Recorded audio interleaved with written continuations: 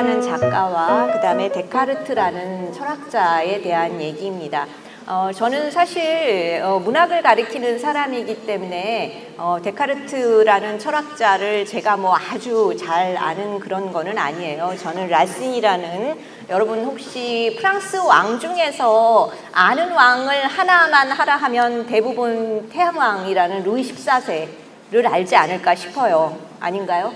예, 베르사유 궁전을 아시겠죠? 네, 베르사유 궁전을 지은 왕이 루이 14세입니다. 그리고 프랑스가 가장 빛나는 왕국을 건설했던 시기가 바로 루이 14세가 통치하던 17세기입니다. 바로 그 시기에 대표적인 작가라고 할 수 있는 사람이 라신이라는 작가이고요. 데카르트는 사실 그 루이 14세의 선왕이었던 루이 13세 시대에 활동했던 철학자입니다. 루이 13세는 누구냐 하면 여러분 삼총사라는 그 얘기 아시죠? 삼총사 저 알렉산드로 듀마라는 작가가 쓴 얘기고요. 영화로도 많이 만들어지고 했기 때문에 아마 삼총사 얘기는 알지 싶어요. 그 삼총사가 등장하는 시기가 루이 14세의 아버지였던 루이 13세의 시대고요. 데카르트의 그 중요한 저서가 나온 시기는 루이 13세가 통치하던 시기 말기, 그 다음에 루이 14세가 통치하던 시기 초기에 걸쳐 있는 시기라고 볼 수가 있습니다. 제가 이제 먼저 얘기를 시작하기 위해서 데카르트 이야기를 하려니, 데카르트라는 사상가가 중요성을 갖는 것은 바로 근대의 주체라는 개념을 정립을 했기 때문에 그렇습니다. 근대는 뭐고 주체는 뭐냐, 머리가 아파지죠. 네, 근데 별거 아니고요. 여러분이 아마 세계사에서 고대, 중세, 근대 이런 구분을 배우셨을 거예요. 네. 근데 우리는 이제 우리나라에서 근대하다 뭐다 하는 얘기를 하면 대개 20세기 들어서 이 얘기를 하기 때문에 근대라는 시기가 뭔가라는 얘기를 하실지 모르겠어요. 이건 이제 서양 애들이 하는 그 고대, 중세, 근대라는 개념을 이야기하기 위해서 쓰는 개념인데요. 르네상스라는 거는 아실 거예요. 여러분 아시죠? 네.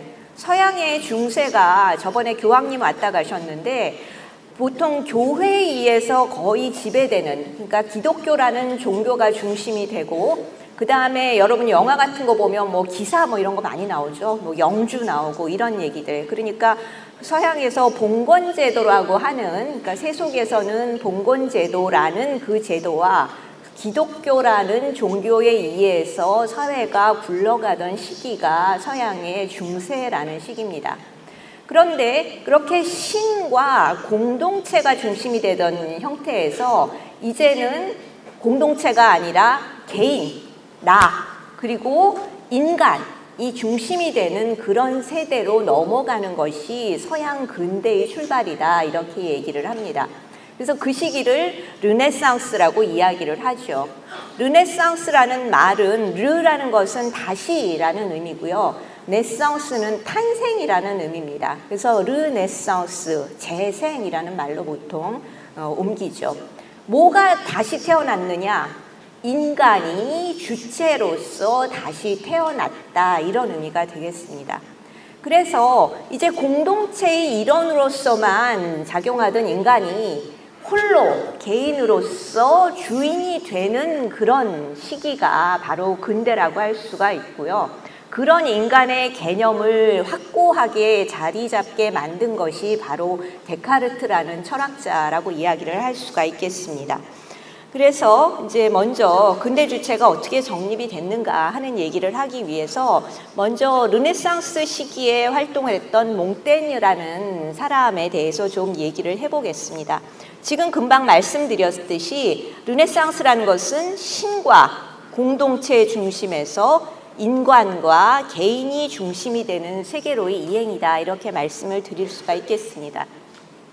그런데 이제 처음으로 어떻게 보자면 신으로부터 신이 내렸던 모든 계율을 지켜야지만 내가 복을 받을 수 있고 천국에 갈 수 있고 이런 식의 개념에 얽매여 살다가 인간이 중심이 되고 인간이 가진 모든 거는 다 괜찮아. 어떻게 보자면 육체적인 쾌락 다 괜찮아. 인간을 구성하고 있는 게 영혼만 있는 게 아니라 인간에게는 정신도 있고 육체도 있고, 그러니 육체적으로 즐기는 거, 마음껏 먹고 즐기고 하는 거 다 괜찮아. 이렇게 되는 거죠. 그러니 얼마나 좋겠어요. 여러분이 지금 중고등학교 다니면서 공부에 막 매여 있는데 딱 입시 끝나고 대학 들어갔어. 예, 여기 뭐 대학생분들도 계시죠. 그 딱 그 순간에 나는 완전히 해방이다. 모든 걸 해도 좋다. 라는 그 순간에 느꼈던 희열이 르네상스 초기에 인간들이 느꼈던 기쁨이라고 볼 수가 있겠습니다. 그런데 이게 이제 가진 문제가 뭐냐면 나도 자유롭고 너도 자유롭고 모두가 에브리바디 자유로워요. 그런데 나도 자유로우니까 내 맘대로 하고 싶고 너도 자유로우니까 너 맘대로 하고 싶고 그런데 다 내 중심으로 나 하고 싶은 것을 하다 보니까 어떻게 돼요? 여러분이 친구들끼리도 나 하고 싶은 대로 하고 너 하고 싶은 대로 하고 심지어 같은 반에 있는 친구들끼리도 뭐 소풍을 어디로 갈까를 놓고도 나는 여기 가고 싶고 나는 여기 가고 싶고 그 내 자유만 내세우다 보면 서로 부딪혀서 싸우게 되죠. 르네상스 초기에 환희가 엄청난 비탄으로 바뀌는 데는 몇십 년이 걸리지 않았습니다. 그리고 그 중심에 놓였던 것은 종교전쟁이었어요. 종교전쟁은 뭐냐면 여러분 지금 이제 우리나라에도 카톨릭이 있고 그 다음에 개신교가 있죠. 예, 그래서 르네상스와 더불어 종교개혁이라는 것이 같이 이루어지게 됩니다.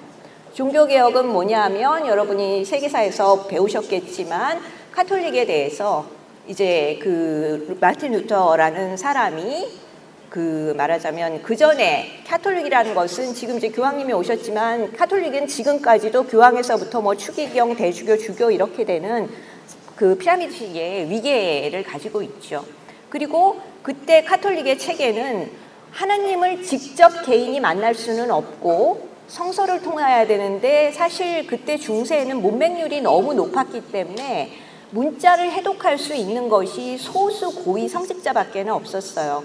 그러니까 성서가 라틴어로 되어 있고 그 성서를 통해야지만 하느님을 만날 수 있는데 그 성서를 해독할 수 있는 사람들이 성직자밖에 없으니까 당연히 개개인이 하나님을 직접 만날 수는 없고 오로지 성서를 해독할 수 있는 성직자들을 통해서만 하느님을 만날 수 있다고 했던 것이죠. 그런데 16세기 종교개혁이 일어났던 16세기에 무슨 일이 있냐면 여러분이 잘 아시는 금속활자를 발명한 구텐베르크라는 사람이 금속활자가 보편화되면서 그 전에 성서들은 다 수사들이 일일이 손으로 필사를 했습니다. 베껴가지고 그 두꺼운 성서를 다 손으로 베껴서 할 수밖에 없으니 그 책을 가질 수 있는 사람이 제한될 수밖에 없었고 라틴어라는 문자를 해독할 수 있는 사람이 너무 제한됐기 때문에 결국 성서를 베낀 거를 가지고 있어도 읽을 수가 없는 것이죠. 그런데 루터 시대에 가서 금속활자가 발명이 되면서 성서를 마음대로 찍어낼 수 있게 되었고 그 다음에 그 성서를 독일어로 번역을 한 것들이 퍼지게 되면서 결국은 사제가 없어도 각각 자기의 자국어를 쓸 수 있는 사람들, 그러니까 우리로 말하자면 그때 라틴어는 지금 한자 문화권에서 이 한자에 해당되는 거라고 볼 수가 있겠고요.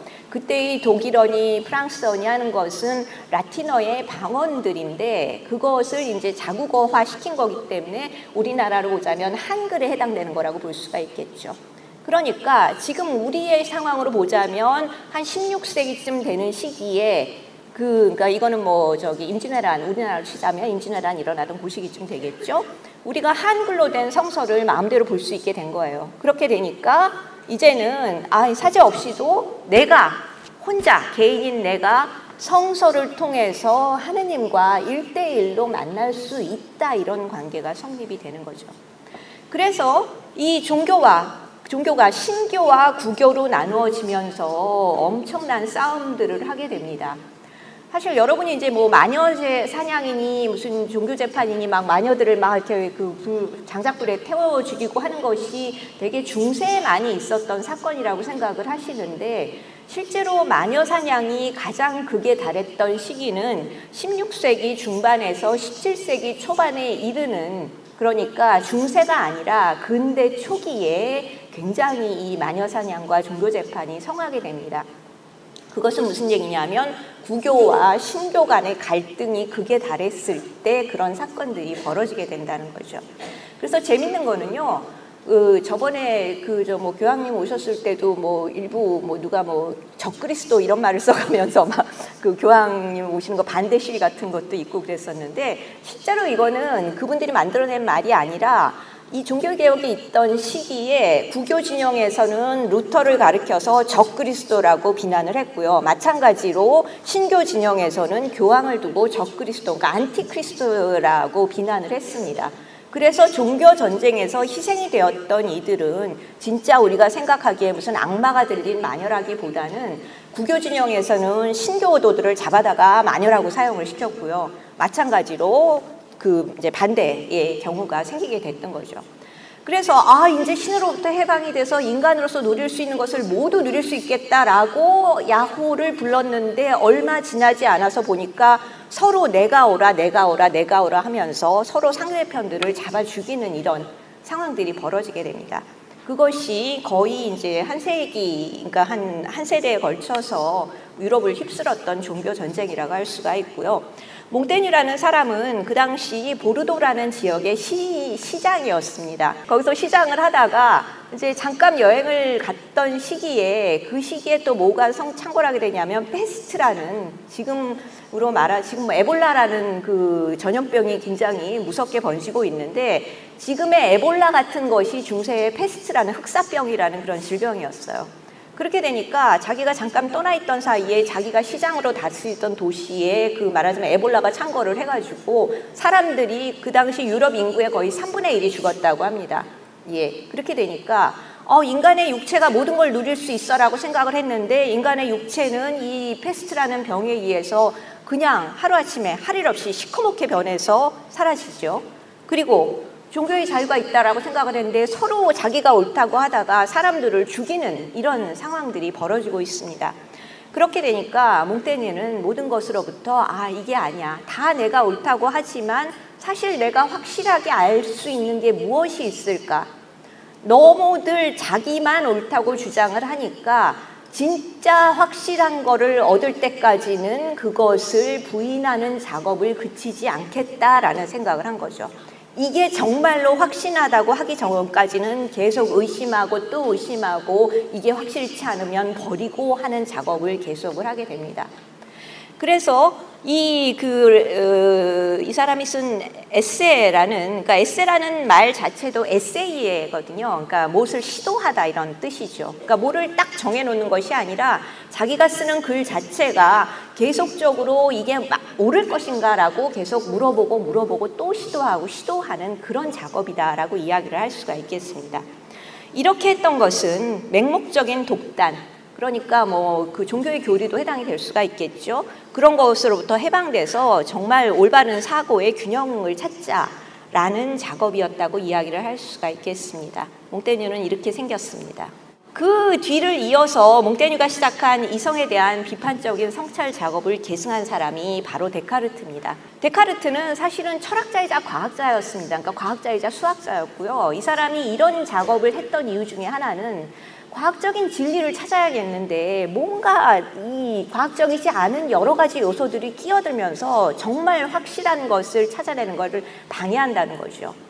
몽테뉴와 마찬가지로, 그런데 이 사람은 과학자의 입장에서 어떤 정말 무엇에도 흔들리지 않은 보편적인 진리를 찾기 위해서는 마찬가지로 확실하지 않은 것들은 다 쫓아버려야겠다고 생각을 한 겁니다. 그래서 그때까지 있었던 모든 지식이나 확신들에 대해서 그걸 회의하고 부정하고, 아니야 이건 아닐 거야, 뭐래도 조금이라도 아닌 게 있으면 계속 X표를 쳐서 다 탈락을 시켜버리는 거죠. 사실 그렇게 절대적인 회의와 부정을 하다 보면 남는 진리는 아무것도 없을 거예요. 그런데 그 순간에 데카르트는 어떤 깨달음을 갖게 되냐 하면, 내가 지금 있는 모든 지식들에 대해서 아니다 라고 모든 것을 부인하고 부정할지라도, 그렇게 부인하고 있는, 그게 아니다 라고 생각하고 있는 나는 있다는 거죠. 그런 생각을 하고 있는 나가 있다는 것은, 내가 있다는 그 한 가지는 확실하다는 거죠. 거기서부터 나오게 되는 것이 바로 나는 생각한다, 고로 존재한다라는 유명한 명제입니다. 바로 이것을 통해서 르네상스로부터 시작되어서 개인으로서의 생각하는 주체, 어떤 다른 존재하고도 다르게 가장 우월한 인간으로서의 존엄성, 사고하는, 사유하는 주체가 형성되었다라는 이야기를 할 수가 있겠습니다. 이 정신과, 그러니까 이 사람이 했던 것은 계속 무언가를 분리해내는 작업이라고 볼 수가 있어요. 그러니까 이게 이제 정말로 확실하다는 걸 하기 위해서 모든 것을 자꾸 분리하고 떨어내듯이 이제 배제를 하게 되는데, 그렇다면 인간의 사유 능력은 어디에 있는 것인가라는 생각을 할 때 데카르트는 인간의 육체라는 것은, 육체가 가진 기계적 작용은 기계나 동물이나 매한가지라고 봤습니다. 그렇기 때문에 인간이 가진 이성이라는 사유 능력은 정신에 속한 것이다, 이렇게 이야기를 했던 것이죠. 그래서 데카르트로부터 근대에 있어서의 이원론이 비롯된다라고 이야기를 할 수가 있겠습니다. 근데 이제 이게 왜 중요하게 되냐 하면요, 사실 이 근대에 들어서기 이전의 상태를 보자면 서양이라는 세계가 동양이나 어떤 다른 문명권에 비해서 우월했는가라는 질문을 던져볼 수가 있어요. 세계 몇 대, 4대 문명을 발상지다라고 할 때 우리가 황하도 있고 무슨 인더스강 이집트도 있고 메소포타미아도 있고 이렇게 되죠. 그랬을 때 그 지역들은 모두 지금 말하는 서구 문명권에서 벗어나 있습니다. 루브르 박물관에 가면요, 이제 루브르 박물관이 굉장히 소장품이 많은데요. 이제 거기서 제가 개인적으로 제일 좋아하는 것은 메소포타미아 유물이 있는 그 곳입니다. 근데 거기 가면 정말 기가 막혀요. 기본이 기원전 몇천 년, 3,000년 정도가 기본으로 가는데, 그때에, 그러니까 이 아주 손가락만한, 지금 우리 도장보다도 더 작은 거에 돋보기로 들여다봐야 될 만큼의 그런 글자들이 새겨져 있습니다. 무슨 함무라비 법전도 있고. 그러니까 서양 세계에서 그리스의 무슨 이런 그리스 애들은 그리스의 돌덩이라고 얘기를 합니다. 여기저기 유적지에 가면 돌덩이만 굴러다닌다고 해가지고 그런 것들을 제외하고 실제로 굉장히 그 고대의 찬란한 문명이 발달했던 곳은 서양 이외의 지역입니다. 그런데 어떻게 해서 서양이 유럽과 이제 미국은 또 다른 얘기지만 서구 문명권이 어떻게 해서 세계의 헤게모니를 장악하게 되었는가? 그것은 사실 데카르트가 시작한 근대적인 주체의 분리운동과 밀접한 관계가 있습니다. 그건 사실 서양의 의학을 봐도 알 수가 있죠. 지금 우리 병원에 가시면, 종합병원 가면 내과, 외과 이거에서 그치지 않고 큰 병원에 갈수록 내과도 무슨 소화기외과, 무슨 소화기내과, 무슨 내과에서 내과만 해도 수없는 종류를 구분을 합니다. 그러니까 육체에 대해서도 이거 육체 정신 자르고 그다음에 육체도 가르고 갈라서 부분만 들여다보기 시작하니까 사실 전체를 고려하지 않고 부분만 고려하기 시작하면 해결책을 찾기는 너무너무 쉬워요. 그렇게 되죠.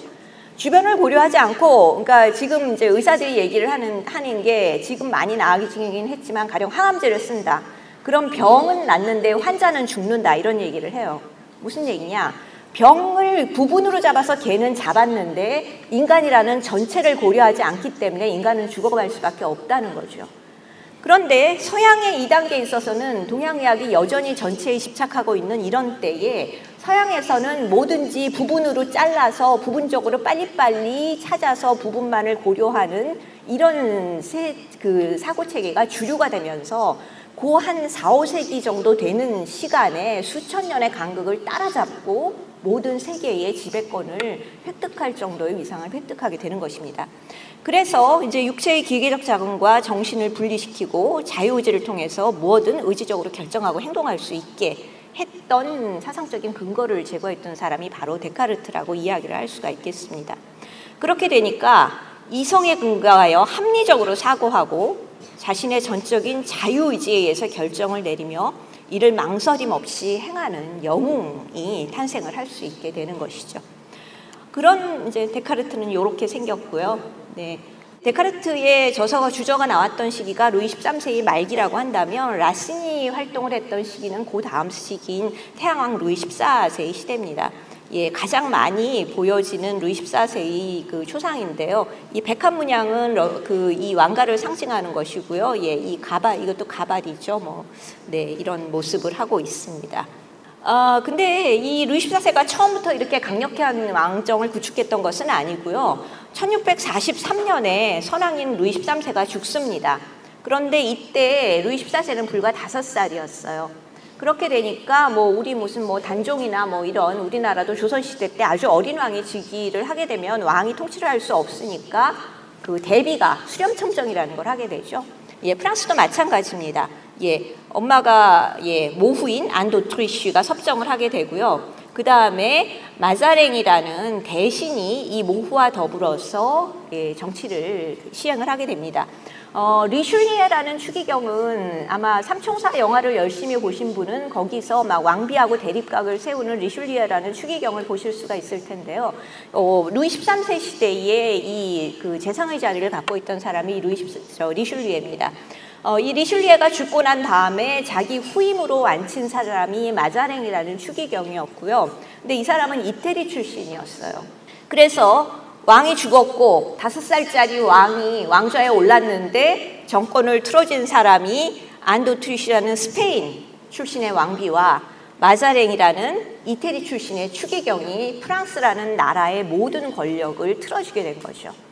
그렇게 되니까 왕정이 성립이 되면서 자신들의 권력을 빼앗겼던 대귀족. 그러니까 이건 뭐냐면요. 우리나라 이제 단종이 그렇게 됐을 때 세조가 그 반정 일으켜서 단종을 쫓아내고 자기가 권력을 잡죠. 근데 조선시대도 보면 왕이 이제 세자를 세우고 나서 나머지 왕자들, 이제 대군들은 결혼 전에는 궁에 두지만 결혼하고 나면 사가로 내보내죠. 그리고 절대 관직에 앉지 못하게 합니다. 왜냐하면 그 사람들이 잠재적으로 왕권을 차지할 수 있는 사람들이기 때문에 그렇게 되겠죠. 프랑스도 마찬가지입니다. 이 대귀족들이 왕권이 성할 때는 꼼짝도 못하고 있었는데 5살 먹은 왕이 왕좌에 오른 데다가 모후 스페인 왕비의 이태리 추기경이 권력을 틀어주게 되니까 기회는 이때다. 우리가 권력을 좀 잡아보자 하고 2차례에 걸쳐서 난을 일으키게 됩니다. 그래서 그때 일어났던 것이 프랑드의 난이고요. 이 왕은 그래서 어릴 때는 굉장히 고생이 심했습니다. 그래서 그때 왕궁이 루브르 궁이었는데 루브르 궁에 감금이 되기도 했고요. 야반도주도 했고 굉장히 고생을 하면서 살았죠. 그래서 이 루이 14세가 나중에 벨사유라는 궁을 따로 짓게 된 것은 개인적으로 루브르 궁이 너무 어렸을 때 하도 고생을 많이 한 곳이라 가지고 거기 좀 고만 있고 싶은 욕구, 개인적인 욕구가 한편으로는 작용했다라고도 이야기를 할 수가 있겠습니다. 1661년에 마자랭이 죽게 돼요. 그리고 왕도 이제 20살을 넘어서게 되지요. 그때 가서 루이 14세가 이제 더 이상은 재상을 세우지 않고 내가 스스로 다스리겠다라고 하면서 이때부터 한 10년에 걸쳐서 유럽 그 지역의 정복전쟁을 완수하면서 프랑스는 유럽에서 최강대국으로서의 입지를 확고히 하게 됩니다. 예, 더불어서 이 태양왕의 명성도 드높아지게 되죠. 그가 펼쳤던 정책 중에는 예술가들을 굉장히 키워줬어요. 한편으로는 아카데미라는 것을 만들어서 아카데미를 통해서 모든 것에 무슨 미술 아카데미, 무슨 무용 아카데미, 여러 종류의 아카데미를 만들면서 모든 예술에 있어서의 규범을 세우려는 시도를 하게 됩니다. 돈이 많은 재벌이나 이런 분들이 재능 있는 예술가들을 후원해 주는 것을 메세나라는 말을 하죠. 영재 무슨 음악가한테 비싼 악기를 제공해 준다든가 이런 후원을 하는 것을 메세나라고 하는데 이것은 르네상스가 처음 시작됐던 이태리에서부터 시작된 것이고요. 절대왕정 치하에서도 여전히 이 왕이 예술가들에게 뛰어난 예술가들에게 재정적인 지원을 해주는 그런 제도를 이야기를 합니다. 하지만 이거는 예술가들의 재능을 인정해 주는 것이기도 하지만 어떻게 보자면 왕의 이념에 봉사하는 자들에게 이런 은급을 수여를 함으로써 결국은 예술을 지원하는 동시에 통제하려는 그런 정책이었다라고 이야기를 할 수가 있겠죠. 이 시기를 통해서 예술 규범이라는 것이 확립이 됩니다. 그리고 그가지였던 베르사유라는 것은 궁이라는 것은요. 지금 보시면 이게 이제 그때 그 당시에 이 벨사유 궁전을 짓던 그때의 그 그림입니다. 지금도 이 벨사유는 파리 시내에서 가려면 이렇게 교외선 같은 열차를 타고 1시간 정도는 가야 하는 위치에 자리를 잡고 있습니다. 여기는 선왕이 사냥을 하던 곳이었다고 해요. 그러면 지금 그때 당시로 보자면 그러니까 서울도 사실은 지금 4대문 안이 서울이었고 나머지는 다 도성 밖이었죠. 근데 지금 엄청난 그 교통이 발달한 상태에서 이렇게 확장이 돼 있는 것인데 지금 이 근대적인 교통수단을 가지고도 1시간 정도 걸려야 갈 수 있는 곳에다가 어째서 이렇게 새로 왕궁을 따로 지었는가. 루이 14세는 아까 얘기를 했듯이 이제 루브르 궁에 대한 어떤 안 좋은 기억, 그 다음에 그쪽에서 대귀족들이 자신들의 세력을 잡고 있던 그런 상황에서 벗어나서 물리적으로 이 황무지에다가 자신의 이념에 따른 새로운 왕국을 건설한다라는 그런 개념으로 이 벨사이유 궁전을 지었다라고 얘기를 할 수가 있겠습니다. 보시면 모든 것이 딱 이 중앙선을 중심으로 해서 완벽한 대칭을 이루고 있는 것을 볼 수가 있어요. 그리고 이 정원 같은 것들도 전부 기하학적인 문양에 따라서 비대와 균형과 절제 같은 것을 원칙으로 해서 모든 무질서한 세계에 질서를 부여하는 비대, 균형의 미를 갖추도록 하려는 작업이 이 베르사유 궁전을 세우는 작업이었다고 할 수가 있겠습니다. 그래서 문화예술과 중앙집권 정치의 중심이 되었던 것이죠. 항 위에서 본 사진인데요. 보시면 모든 것이 이렇게 딱 기하학적으로 맞아 떨어지는 이런 형태를 띠고 있습니다. 그래서 이 루이 14세는 모든 것을 이렇게 자기가 제어하는 단아한 모습을 가지고 있는 동시에 홀로 비약하는 이런, 사실 이건 이제 예술적으로 보자면 하나는 고전주의적인 것에 속하는 것이고요. 다른 하나는 고전주의 미학과는 완전히 상반되는 바로크라는, 그러니까 움직임과 변화와 이런 것들을 추구하는 그런 움직임, 그 사조에 속하는 것이라고 볼 수가 있습니다. 그러니까 모든 것을 자기의 통치하에 두되 자기 혼자는 홀로 빛나는 존재가 되고자 했던 것이 루이 14세라고 할 수 있겠죠. 따라서 이 시기의 고전주의 미학이라는 것은 모든 것을 질서짓고 법규를 만들려는 그런 움직임이었다라고 볼 수가 있겠습니다. 그런데 이 시기의 그 문학을 프랑스에서는 고전주의 문학이라고 이야기를 해요. 근데 이제 전체적인 세계의 문예사조에서 보자면 고전주의라는 것은 보통 그리스 로마 시대의 문학이나 예술을 가르치기 위해서 고전주의라는 용어를 사용을 하고, 프랑스의 경우에는 전체 세계 문예사조에서는 신고전주의, 네오클래시시즘이라는 말을 씁니다. 근데 프랑스 애들은 자기 것들에 대한 자부심이 굉장히 강해서 프랑스에서는 신고전주의라는 말을 절대로 쓰지 않습니다. 자기네의 17세기 문학에 아주 자랑스럽게 고전주의라는 명칭을 사용을 하게 돼요. 그래서 여기서 이제 고대, 원래의 고전이라고 할 수 있는 고대를 모방을 하면서 그렇게 하는 이유는 인간의 본성이라는 것은 고대이든 지금이든 어느 시공을 초월해서 변하지 않는 보편성을 지니고 있다는 것이 얘네들의 기본적인 생각이었습니다. 그렇기 때문에 고대이건 아니면 세계의 어느 지역이건 간에 그들이 갖고 있는 인간의 본성이라는 것은 다르지 않다라고 생각을 했던 것이죠. 그래서 그들이 이성이나 자연이라는 것이 그 어느 시기에나 동일한 것이라고 봤기 때문에 이들이 가졌던 이성의 개념이 사실은 이제 조금 후에 제가 말씀을 드리겠지만 데카르트가 세웠던 이성의 개념과 만나게 되는 것이라고 이야기를 할 수가 있겠습니다. 이들의 이제 예술의 원칙으로 적용이 되는 것이 사실은 진실 다음 적합성 뭐 이런 것들을 취하게 되는데요. 사실 이런 부분에서 교양인의 마음에 드는 것이라고 했을 때 교양이라는 것은 당시 루이 14세 시대의 가장 이상적인 인간형이라고 생각했던 어떤 인간 유형입니다. 그런데 예술에 있어서의 절대적인 원칙이 있긴 했으나 가장 큰 원칙이 그때의 관객들의 마음에 들어야 한다. 그들의 마음에 들고 그들의 사고방식에 적합해야만 한다.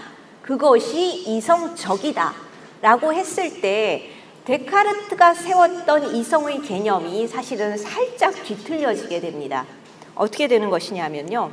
데카르트는 사고의 자주적 주체로서 이성을 권위를 세웠고, 그렇게 이성의 정당한 운용을 위해서, 이성을 잘 사용하기 위해서는 엄격한 규칙에 따라야 한다라는 원칙을 세웠습니다.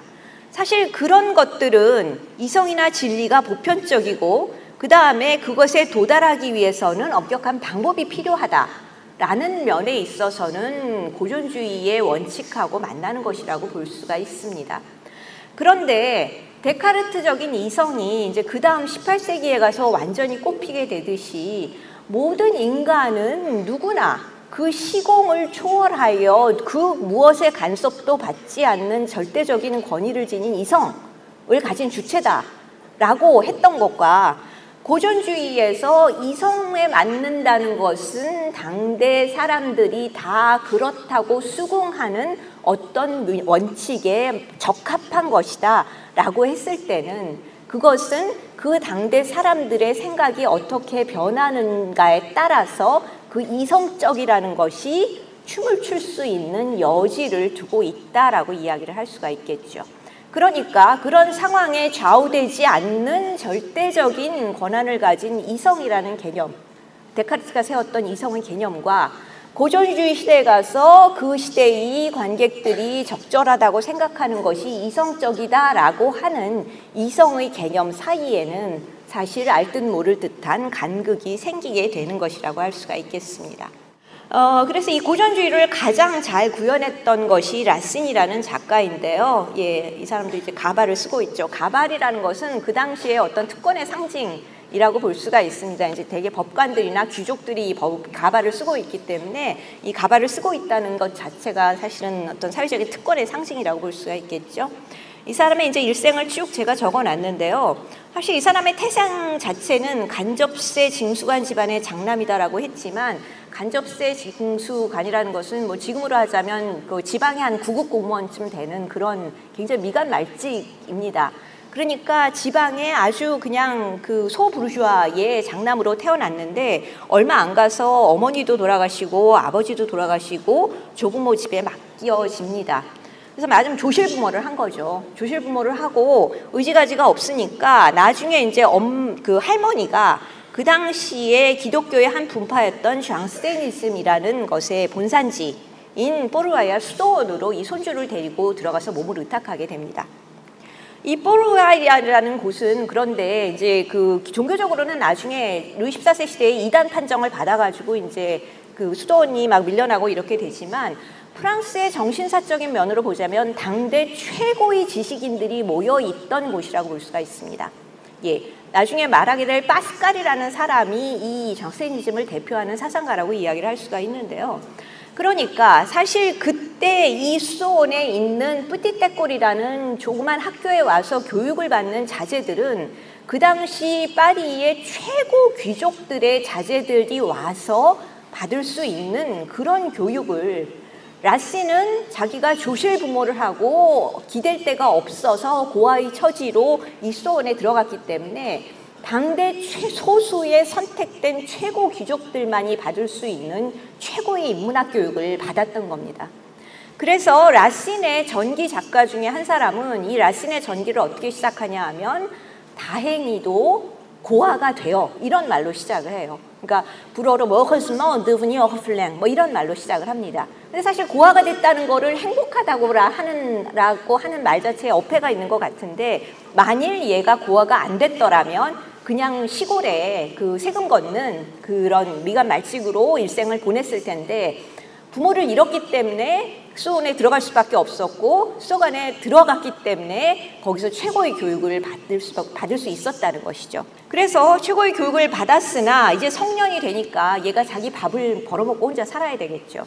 그 당시에 글을 써서 밥을 벌어먹고 살 수는 없었습니다. 그러니까 우리가 자본주의적인 개념에서 작가가 글을 써서 혹은 예술가가 예술작품을 창작해서 그것을 말하자면 팔아서 돈을 벌어서 먹고 살 수 있는 그런 것은 19세기에 가서 이루어지게 됩니다. 한 1830년쯤에 가야 작가가 자기의 서명이 된 글을 팔아서 그것을 환전을 해서 그 돈으로 먹고 살 수 있는 체제가 만들어지게 됩니다.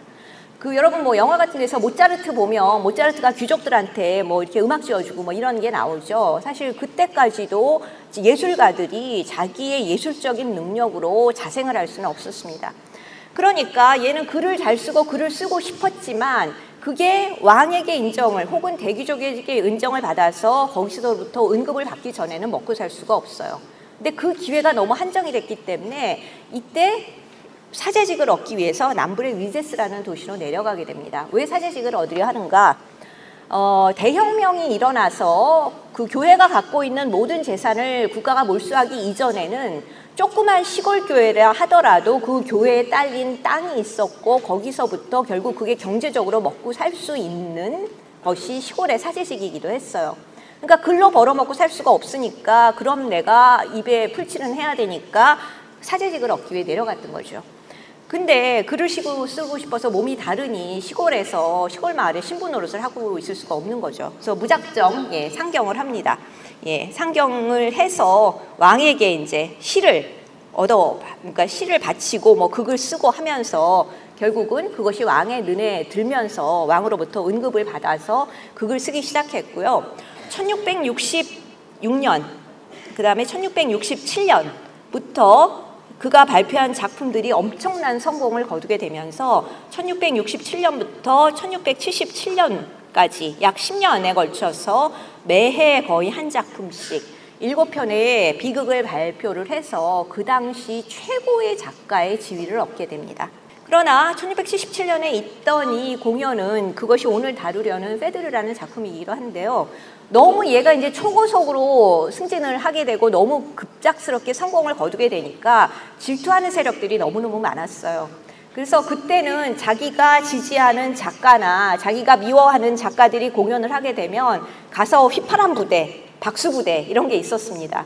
그러니까 자기가 좋아하는 작가의 그 작품 공연을 성공하게 하기 위해서는 우르르 몰려가서 마구 박수를 쳐서 작품을 성공하게 만들고요. 자기가 미워하는 작가가 있으면 가가지고 막 휘파람 불고 난리를 쳐서 공연을 못하게 하는 거죠. 야유를 해서. 이 라신의 성공이 너무 예외적이었기 때문에 얘는 굉장히 그 당시에 질투를 많이 샀고요. 특히 1677년에 이 페드르를 공연할 때에는 아예 다른 작가를 내세워서 똑같은 주제의 작품을 만들어가지고 동시에 라신의 페드르가 공연될 당시에 다른 프라동이라는 작가의 페드르를 다른 극장에 올렸고 동시에 여기에 이제 방해하기 위한 휘파람 부대를 동원을 해서 이 공연을 아주 엉망으로 만들어 버립니다. 그렇게 되니까 이 글을 쓰는 일에 회의가 생길 수밖에 없겠죠.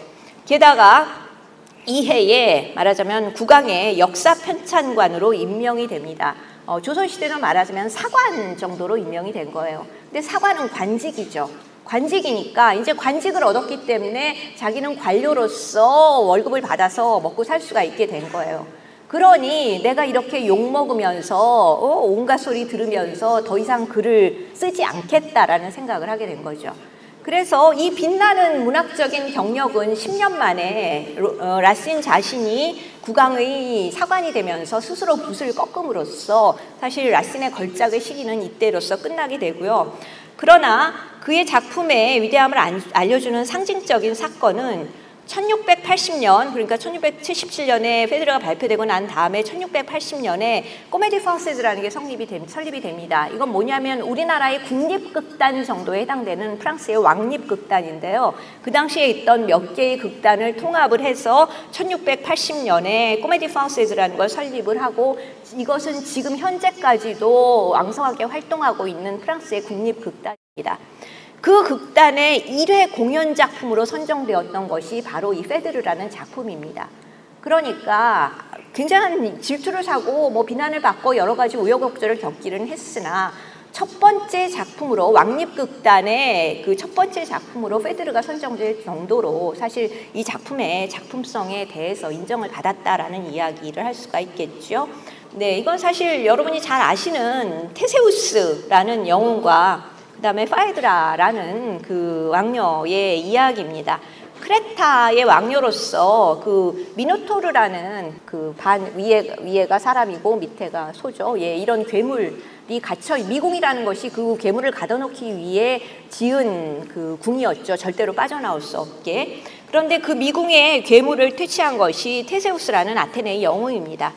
이 테세우스하고 결혼을 한 것이 여러분 아드리아네의 실이라는 얘기 아시죠? 미궁에서 이 테세우스가 원래 곡물을 바치는 그 미노타우로스의 제물로서 바쳐지는 사람으로 일부러 자기가 괴물을 퇴치하겠다 그러고 들어갑니다.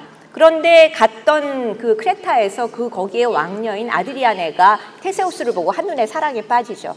그러니까 이 미궁에서 괴물을 퇴치해도 빠져나오지를 못하면 그대로 죽으니까 이 아드리아네 왕녀가 실타래를 쥐어줍니다.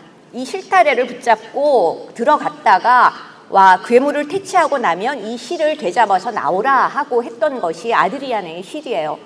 그래서 이 아드리아네의 도움을 받아서 왕궁을 빠져나왔으나 테세우스는 이 영웅담에 나오듯이 소문난 바람둥이입니다. 그래서 자기 목숨을 구해준 아드리아네를 버리고 가요. 어디 바닷가에다가.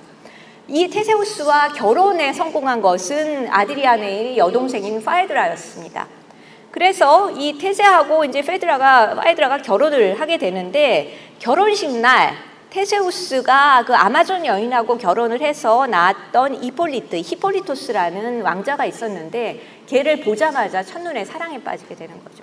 그래서 이제 테세가 죽었다는 테세가 이제 또 이 자기 친구가 바람 피는 걸 도와주겠다고 지하에 뭐 그 하계의 여왕을 잡으러 가겠다는 거를 갔다가 얘가 이제 행불 상태입니다. 행방불명이 돼서 안 돌아오니까 페드르가 그러면 왕이 죽었으면 나하고 쟤하고 핏줄로 엮인 것도 아닌데 괜찮지 않을까 그러고 고백을 합니다.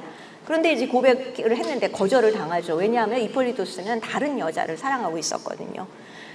그런데 그 순간에 또 때맞춰 테세우스가 쫙 하고 돌아옵니다. 예, 갔으면 그냥 가든가 말아야지 왜 또 중간에 돌아와가지고 여러 사람을 곤란하게 만들죠. 근데 이제 자기가 차마 나는 그냥 죽겠다라는 것을 유모가 절대 죽으면 안 됩니다 하고는 가서 가짜로 이폴리트가 왕비님께 불륜에 흑심을 품었습니다 하고 가짜로 꼬나 지른 거예요. 그랬더니 왕은 또 성질이 급해가지고 뭐 사실을 알아볼 생각도 안 하고 네가 어찌 나한테 감히 라고 하면서 바다의 신인 포세이돈에게 저 못된 놈을 벌해달라라고 요구를 합니다. 그런데 무고한 아들 히폴리트는 그래서 죽음에 이르게 되죠. 그런데 히폴리트가 죽고 난 다음에 페드르가 뒤늦게 와서 사실은 내가 거짓말을 했고 히폴리토스는 아무 죄가 없었고 뭐 이런 것들을 밝히는 내용으로 되어 있습니다. 이것은 라신이 지어낸 내용은 아니고요. 그 당시에는 글을 쓰는 규칙 자체가 완전한 창작이라는 개념이 없었어요. 뭐든지 원전에 있던 것을 가져다 써야 하는 것이 그 당시의 문학의 글쓰기의 규칙이었습니다. 이것은 에우리피데스라는 그리스의 3대 비극 작가 중에 한 사람이 썼던 히폴리토스라는 작품에서 소재를 취한 것이고요. 그것을 라신 나름대로 그 시대의 코드에 맞게 다시 쓰기를 한 것이라고 볼 수가 있겠죠. 대대로 유럽의 유명한 여배우들은 이 페드르 역을 맡아서 하는 것이 어떤 내가 최고의 여배우라는 것을 보증해주는 그런 표지가 됩니다. 사라 베르나르트라는 배우는 19세기 후반에 활동했던 유럽에서 굉장히 유명했던 여배우입니다. 그런데 이 여배우가 역시 이제 페드르 역을 맡았었죠. 그런데 여기서의 사랑은 사실 가장 이성이라는 것을 모토로 내세우는 고전주의 시대에 사실 라신은 이 작품을 쓰면서 서문에다가 내가 그 무대 위에 올린 중에서 가장 이성적인 인물이다라는 이야기를 합니다. 그런데 실제로 이 작가를 보면 사실은 전혀 이성적이지가 않아요. 왜냐하면 여기서 등장하는 사랑이라는 것이 즉각적이고 영원하다 이렇게 했는데 이게 무슨 얘기냐면 한눈에 뿅 가서 한눈에 싹 꽂혀서 사랑에 빠지고 나면 무슨 수를 써도 그 사랑에서 벗어날 수가 없다라는 얘기입니다. 본문에 보시면 에게의 아들은 테세를 얘기를 하죠. 에게의 아들과 혼례로 맺어지고 난 지 얼마 안 돼서 나의 평안과 행복이 굳건해진 것 같았구만. 아테네는 나에게 오만한 적을 보여주더구나. 그를 보았고 보자 얼굴이 붉어지고 창백해졌다. 내 영혼 속에 혼란이 일었다. 볼 수도 없고 말도 할 수 없고 내 몸이 온통 타오르고 얼어붙는 게 느껴졌다. 이렇게 이야기를 합니다. 그러니까 지금 여기서는 이제 우리말로 옮겨서 나는 그를 보았고 그를 보자 얼굴이 붉어졌고 창백해졌다. 얼굴이 붉어졌다는 건 왜 여러분도 지나가다 누군가 갑자기 슬기 스쳤는데 제가 나의 이상형이야. 그러면 나도 모르게 얼굴이 붉어지죠. 걔 확 좋아서. 아이돌을 어쩌다 봤다. 네, 확 보고 자기가 좋아하는 아이돌이 지나가는 걸 봤다. 얼굴 확 빨개지죠. 좋으니까. 그런데 붉어지기만 한 게 아니라 얼굴이 창백해졌습니다. 왜냐하면 해서는 안 될 사랑인 거죠. 내가 지금 결혼을 하고 있는데 결혼하는 남자의 아들한테 한눈에 꽂혀버렸어요.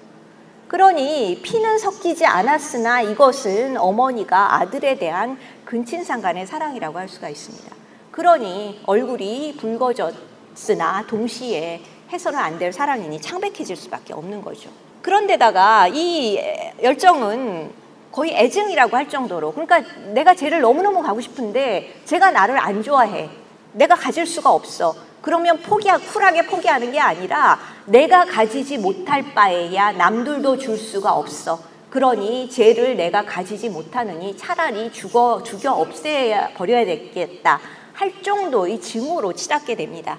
이 사막 6장은 페드르가 그때까지는 이폴리트가 사랑하는 다른 여인이 있다는 걸 모르고 있었어요. 그러다가 아버지, 그러니까 자기 남편의 입을 통해서 이폴리트가 다른 사랑하는 여인이 있다는 것을 알게 되죠. 그러자 얘가 이제 흥분을 해서 나를 모욕하는 행복은 절대 용납을 못하겠다.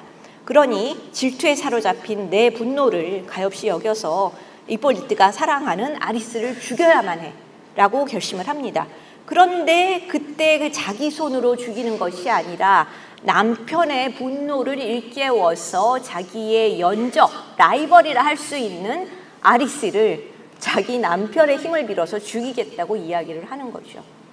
그런데 사실 자기가 이렇게 아리스를 죽이겠다고 하는 것은 자기가 이폴리트를 사랑하기 때문인 거거든요. 내가 사랑하는 남자가 다른 여자를 사랑하니 그 여자를 죽여 없애버려야겠다 하는데 누구한테 걔를 죽여달라고 하냐면 다른 사람도 아닌 자기 남편에게 얘를 죽여 없애달라. 완전히 정신이 나간 거죠. 자기의 연적을 자기 남편, 불륜을 저지르고 있는 자기 남편한테 죽여달라고 하는 거죠.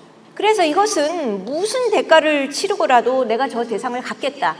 내가 갖지 못하면 차라리 없애버리겠다라는 그런 자기중심적인, 그리고 전적으로 자기 자신에게나 상대에게나 그 사람을 파멸로 이끌어간다는 의미에서 자기와 타인에게 모두 적이 되는 사랑이라고 이야기를 할 수가 있겠습니다.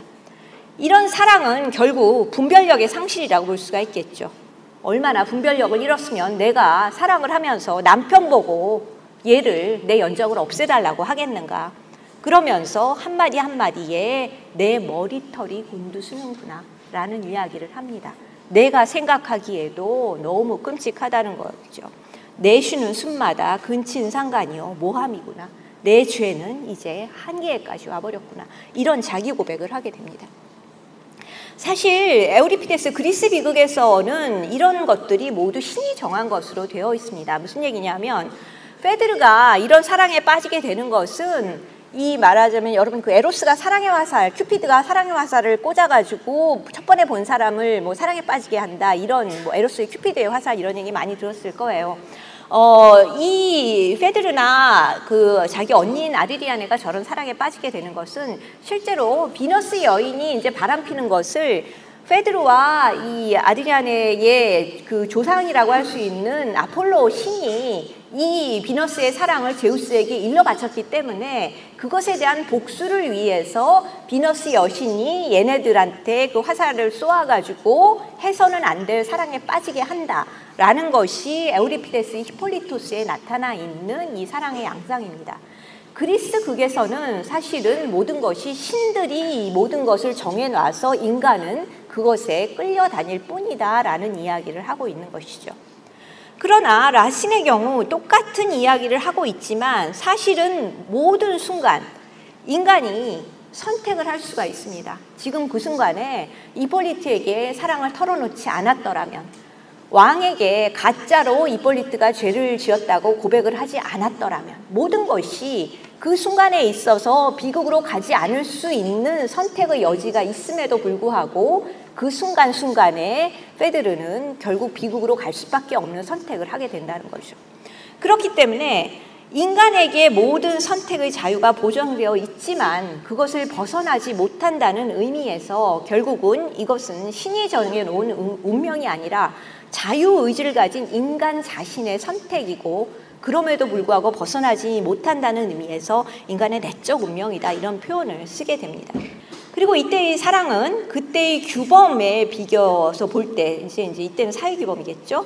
혼인으로 모자관계가 된 페드로와 이폴리토의 사랑이며 떼제의 법에 의해 금지된 이폴리토 아리시아의 사랑이라는 의미에서 우리가 얘기했던 이성뿐만 아니라 그때 당대의 사회 규범에도 어긋나는 사랑이다라고 이야기를 할 수가 있겠습니다.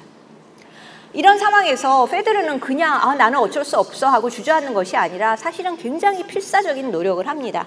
열심히 기도하면 고통을 모면할 수 있을 줄 알았어. 그래서 비너스 여신한테 제발 이 사랑을 가시게 해달라고 사원을 지어바치고 열심히 기도를 하지요. 그러나 무슨 짓을 해도 그 사랑에서 벗어날 수가 없습니다. 그래서 하다 안 되니까 이제 내가 계모니까 계모가 못된 짓을 하듯이 쟤 도저히 내 의붓아들 꼴을 못 봐주겠으니 왕에게 부탁해서 쟤를 좀 제발 쫓아내달라고 부탁을 합니다. 그래서 왕이 그 이폴리트를 추방을 시켜줬어요. 그런데 이 테세우스가 자기가 장기간에 걸쳐서 여행을 떠나게 되면서 자기 손으로 페드르를 끌어다가 이폴리트에게 맡기면서 내가 없는 동안 왕비와 내 왕자들을 잘 돌봐줘라 하고 맡겨놓고 가게 됩니다. 그렇게 되니 다른 사람도 아닌 남편 손에 이끌려서 와서 내가 멀리했던 상대를 다시 보게 되니 내 너무도 깊은 상처에서는 피가 바로 흘렀다라는 얘기를 하게 되는 거죠. Au fils d'Égée, sous les lois de l'hymen, je m'étais engagée. Mon repos, mon bonheur semblaient être affermis. Athènes me montra mon superbe ennemi. Je le vis. Je rougis. Je pâlis à sa vue. Un trouble s'éleva dans mon âme éperdue. Mes yeux ne voyaient plus. Je ne pouvais parler. Je sentis tout mon corps étrandir et brûler. 예, 이 페드르는 지금도 사실은 계속적으로 공연이 되는 레파토리 중에 한 작품입니다. 이건 2000년대 초반에 프랑스에서 굉장히 유명한 연출가가 했던 것인데요. 네. 그런데 이제 여기서 보면 그렇다면 비이성적인 사랑에 사로잡힌 자아만 있는 것이냐? 라시는 어째서 이렇게 미친 사랑에 사로잡힌 페드르를 자기가 무대에 올린 것 중에 가장 이성적인 인물이라고 했는가? 도대체 얘가 말하는 이성과 비이성은 무엇인가 하는 얘기를 할 수가 있겠죠. 어떻게 보자면 여기서의 인물들은 자기 의지로 사랑을 억누르고자 했으나 억누를 수가 없었죠. 결국 실천적인 능력, 그러니까 자기 의지로서 행동으로 옮길 수 있는 그런 이성은 상실한 인물들이라고 볼 수가 있습니다. 하지만 그 스스로 그 사랑이 불가능하다. 그리고 내 사랑은 죄가 되는 것이다. 라는 것은 분명히 알고 있죠. 그러니까 내가 이 사랑이 죄가 된다는 것을 분명히 알고 있으면서도 그 사랑을 멈출 수 없는 자신의 무능력함까지도 알고는 있는 것이죠. 그런 의미에서 내 스스로가 얼마나 비참한가를 인식하는 능력으로서의 이성은 가지고 있다. 이렇게 이야기를 할 수가 있겠습니다. 이 라신의 페드르를 보면 사실은 어떤 외부적인 사건들이 주어지는 것이 아니라요. 계속해서 이 자기의 사랑을 반복적으로 고백하는 것으로 그게 이루어져 있습니다. 그런데 고백이라는 것 자체가 사실은 고백을 하려면 내가 무엇을 했는가, 내가 잘한 것이 무엇이고 내가 잘못한 것이 무엇인가 하는 자기 성찰이 선행이 돼야 되겠죠. 그리고 나서 내가 무엇을 잘못했구나 라는 것을 인식하고 난 다음에 그것을 고백하는 단계로 나아가게 될 겁니다. 종교적으로 보자면 이제 무슨 고백성사를 보고 그래서 보석을 주고 이런 절차로 이어진다라고 할 수가 있겠죠. 그래서 페드르는 그의 대사에서 내가 사랑을 하는데 너를 사랑하는 게 내 보기엔 죄가 아니라 자화자찬한다 생각지는 말아라. 내 이성을 어지럽히는 이 미친 사랑의 독을 야비한 자기 타협으로 키워왔다 생각지도 마라. 내가 나를 미워하는 것보다 훨씬 더 나는 내 자신을 혐오한다. 이렇게 이야기를 하고 있습니다. 자기의 사랑이 전부라고 주장을 하는 것이 아니라 내 사랑은 잘못됐다라고 이야기를 하는 거죠. Je lui bâtis un temple et pris soin de l'orner d'un incurable amour. Remets de sa puissance. En vain, sur les autels, ma main brûlait l'encens. Quand ma bouche implorait le nom de la déesse, j'adorais Hippolyte pour bannir l'ennemi dont j'étais idolâtre. J'affectais les chagrins d'une injuste marâtre. Je pressais son exil, et mes cris éternels l'arrachèrent du sein et des bras paternels par mon époux lui-même à Trézène amené. J'ai revu l'ennemi que j'avais éloigné. Ma blessure trop vive, aussitôt assaillie. 그래서 이런 그 라신의 극에 나타나 있는 인간에 대한 관점, 그러니까 데카르트는 모든 인간이 사유하는 주체로서의 이성을 지니고 있다라고 이야기를 했습니다. 합리적인 사고 능력으로서 무엇이 옳은지 그른지, 무엇이 진실인지 아닌지를 분별할 수 있는 능력으로서의 이성이 있다라고 이야기를 했죠. 거기서 더 나아가서 데카르트는 인간은 자유의지로서, 자기의 의지로서 자신이 옳다고 생각하는 바를 실행할 수 있는 능력까지 지녔다라고 생각을 했습니다. 아까 앞에서 이제 그냥 지나왔지만 꺼네이의 르시드라는 작품에서 나타나고 있는 것은 서로 사랑하는 두 연인이 아버지들이 서로 싸움으로써 원수지간이 되어버립니다. 뭐 로미오와 줄리엣 비슷한 상황이 된 거죠.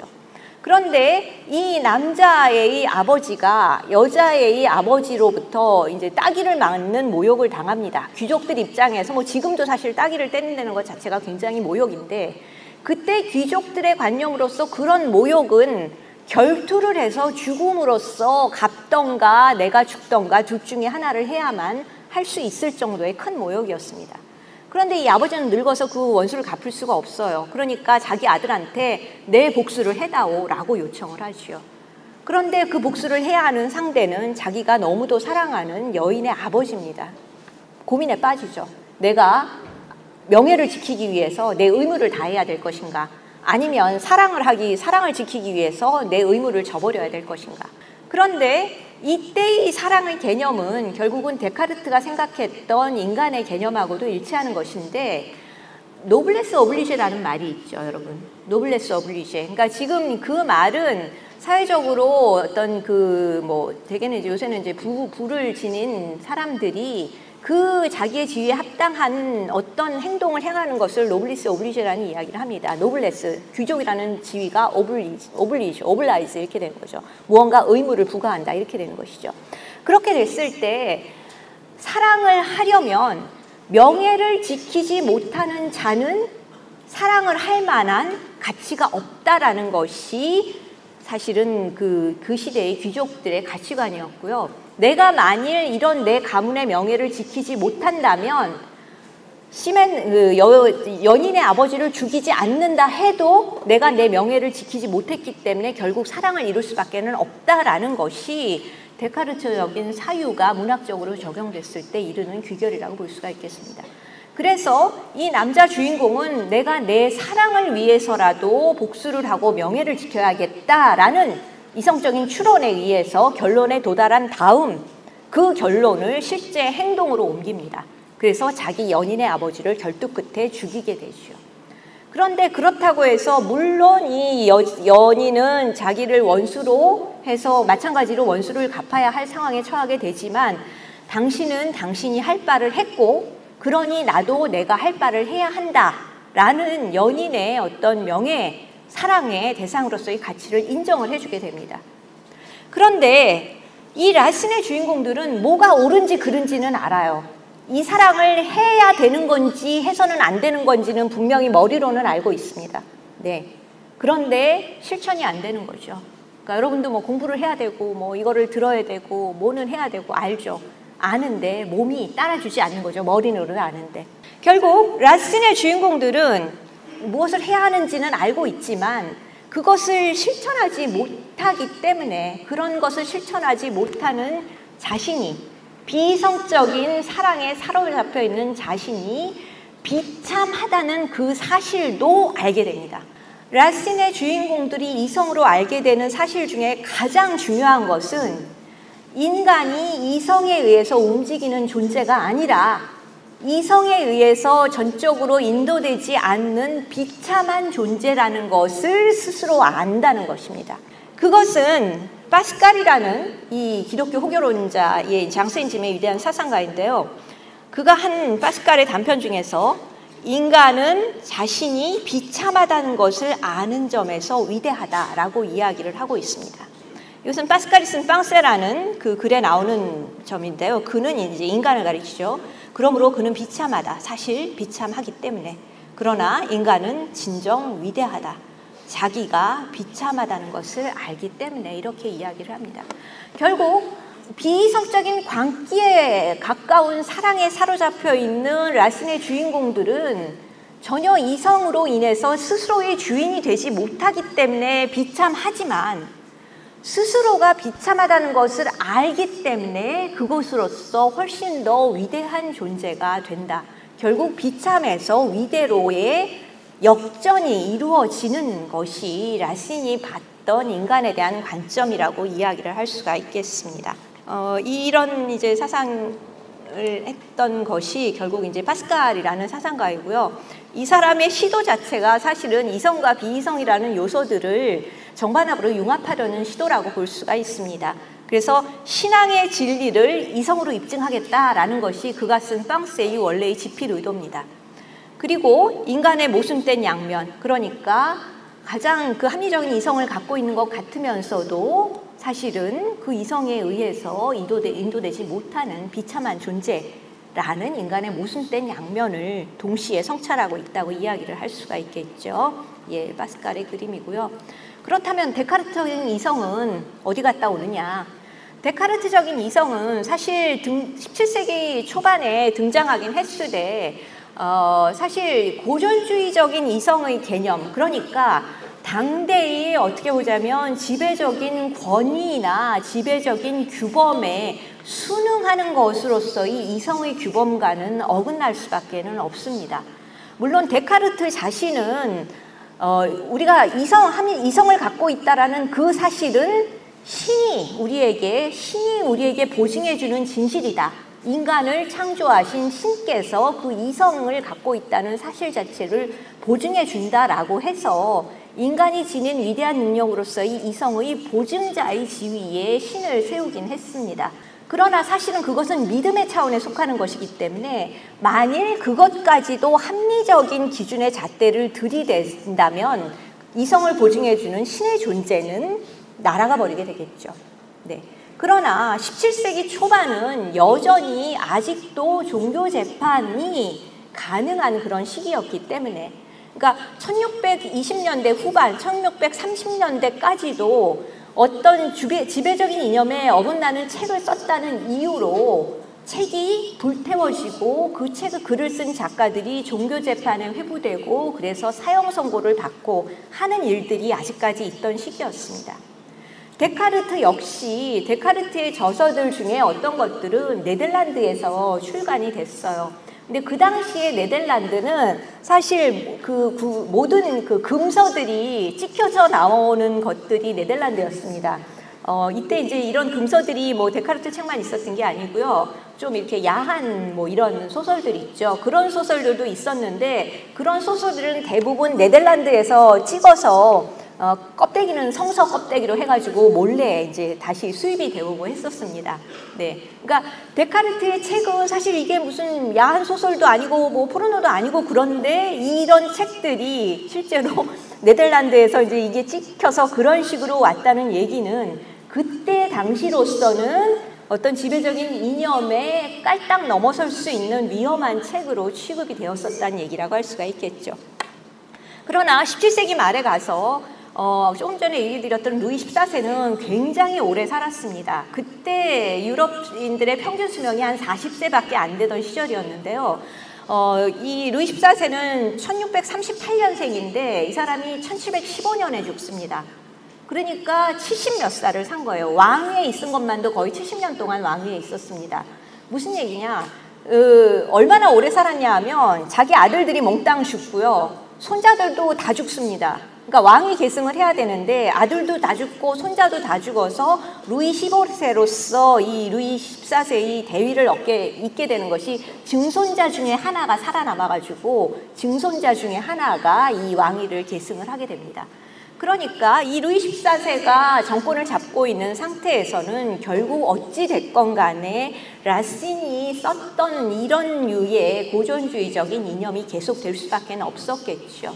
그러나 왕이 늙고 그 다음에 왕의 어떤 권위가 약해져 감에 따라서 결국은 17세기 말에 가서 데카르트가 했던 원래적인 의미에서 이 합리주의가 점점 확산되어 가게 되고요. 그것이 18세기에 가게 되면 계몽주의 철학자들에 의해서 부활을 하게 됩니다. 결국 모든 인간은 동등하게 태어날 때부터 똑같은 합리적인 이성을 지니고 있고 그 이성에 의해서 인간은 무한히 진보할 수 있다라는 것이 18세기의 계몽주의자들이 가졌던 신념이었고 그 신념의 기저에는 바로 데카르트적인 이성의 개념이 있다라고 이야기를 할 수가 있겠습니다.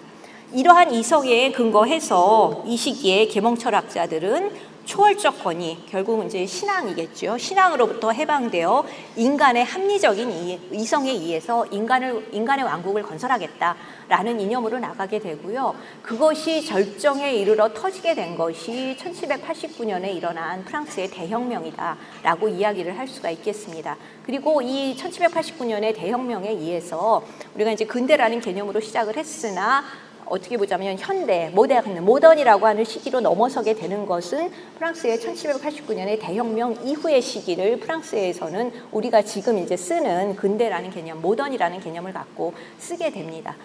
그래서 바로 이 근대의 시작을 알리는 것이 앞서 르네상스를 거치면서 인간의 이성을 재건시키고 부활시키고 근대 주체의 개념을 세웠던 데카르트의 공헌이다. 이렇게 이야기를 할 수가 있겠습니다. 네, 여기 이상으로 마치겠습니다. 수고들 하셨습니다.